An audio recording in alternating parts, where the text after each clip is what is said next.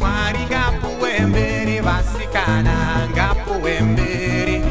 Mwari ngapuwe mbiri vakomana, ngapuwe mbiri vasikana. Mwari ngapuwe mbiri vakomana, Mwari ngapuwe mbiri vasikana. Mwari ngapuwe mbiri vakomana, Mwari ngapuwe mbiri. Simukayikane mose mose timurumbidze timupemberi. Vana maidzanai mose chokwadi timupemberi. Andinyare kumutambira Mwari vangu vakandizika, ndiye mavambo nekuguma kweupenyu wangu. Ndomupambiri vakomana ridzai ngoma, vasikana muridza usho tichirumbidza Mwari vedu kumsorosoro. Tomupambiri vana vaMwari inguva nazvino tomurumbidza nguva ichipo, ndiye mavambo nekuguma kweupenyu wangu. Ndomupambiri vakomana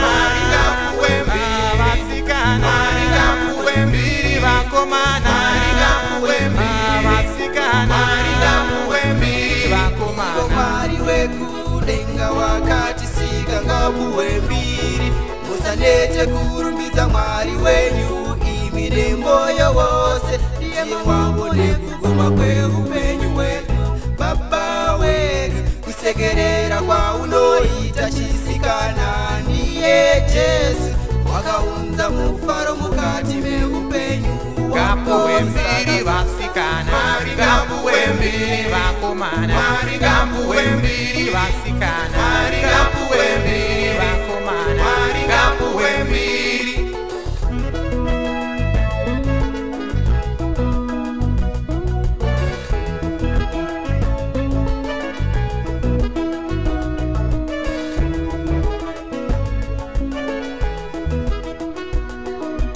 Tamba kwandiri kuita vasikana kuda kwa Mwari. Muchindiona kufara kudai vana mai kuda kwa Mwari. Ngatingobatane tive pamwe vasikana timupembiri. Muchindiona kufara kudai vasikana kuda kwa Mwari. Muchindiona kutamba kudai vana mai kuda kwa Mwari. Ngatibatane tive pamwe vadikani.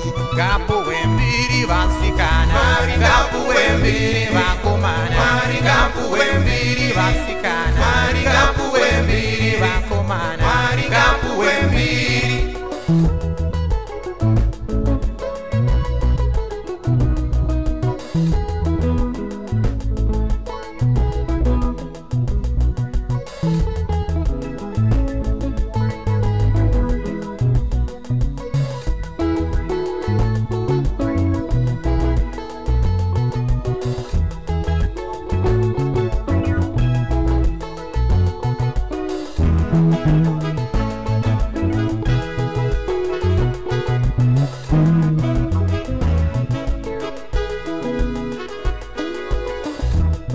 Thank you.